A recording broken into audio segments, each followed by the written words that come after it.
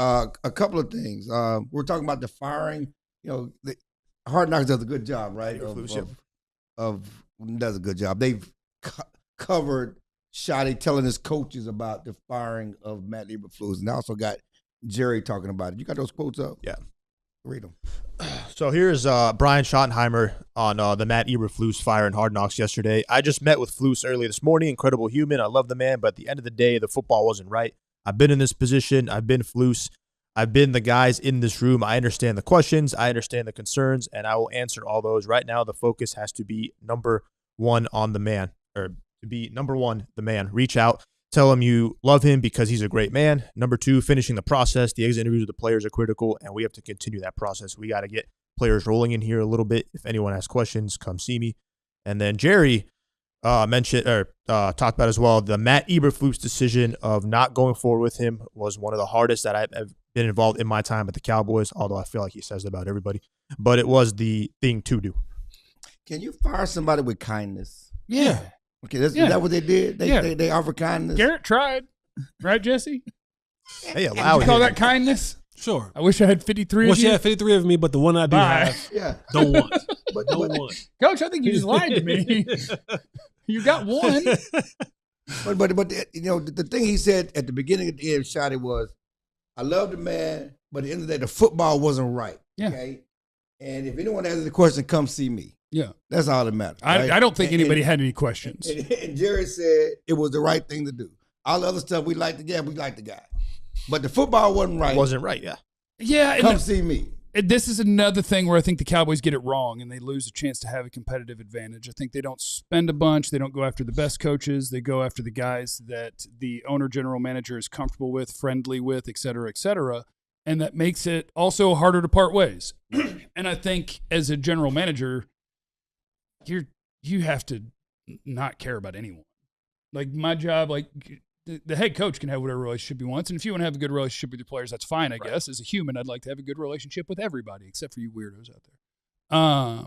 Well, maybe we could get you fixed. But I think a general manager's job is to be cutthroat. Like, what is the best thing we can do for our team? Like, but you can still do that with a level of decency. No.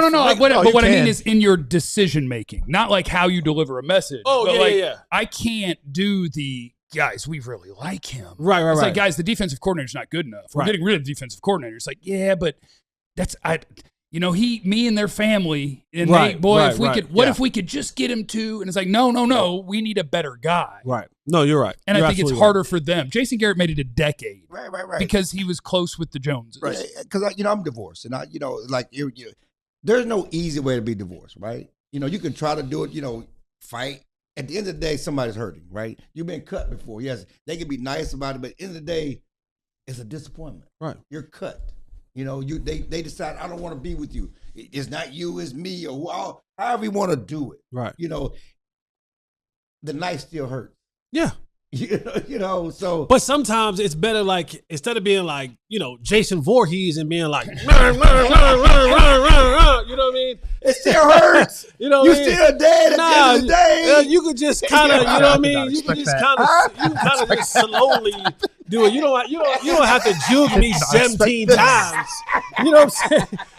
But Jerry been what I'm saying? All year. We've been every press conference all year. And so I think even with I think in the Eberflus situation, you kind of he knew he was dead man walking. He understood by the time they got to the end of this thing that the writing was on the wall. Yeah. It still hurts. When you go from the field to the booth, and it's impossible to not be in those meetings every single week when you got to sit in there and you have to be the defensive coordinator and the head coach is in there and the owners are in there and the GM's in there and they're watching your defense give up play after play after play after play. Like he goes home to his old lady and he lays down and he's pillow talking. He's like, babe, listen, if the kids are in school, this maybe we stay here to finish out the year, but we're not going to be here much longer. Packing.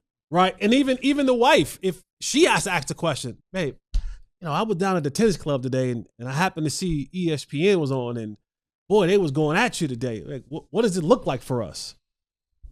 Not good. Not good, honey. But we got money. We going to get paid though. Do you want a tennis court at the house? Yeah. You want pickleball at the house? I got you. Yeah, But that's it's- a smaller court. It's easier to make. I think it hurts more when it's unexpected. When you think, oh, okay, I should probably get another year. I should probably be here for a little bit while longer. And then they chop your legs from underneath you, opposed to this season. And by the time we got to week 13, 3. no. Oh. By the time we got to week 13, the writing was on the wall. It was. Yeah, you knew it. Yeah, you know it. It's still disappointing. It still hurts. You know, I remember getting divorced, and we planned it out. I'm gonna, I didn't move out till after school year. I didn't want to move out during the school year, and that telling the kid it's still a process. Yeah, and it's never easy when you go down those roads. And so, yeah, I mean, we knew the writing was on the wall, but Eberflus, I'm sure it still sucks because everybody's still talking about you. They still run your name in the mud. Yeah. Nothing's good coming out of it. There's a lot of people out there cheering for something, and you weren't helping it happen. So, I mean, yeah, I knew it was coming, but it still hurts like hell that your name getting run through the mud. Who do your kids like better, you think? Jeff is on today. I'm the fun dad. Yeah. Jeff is on today. They're in trouble with mom. Dad's just like, that's fine. More sugar. It's all good. What's bed?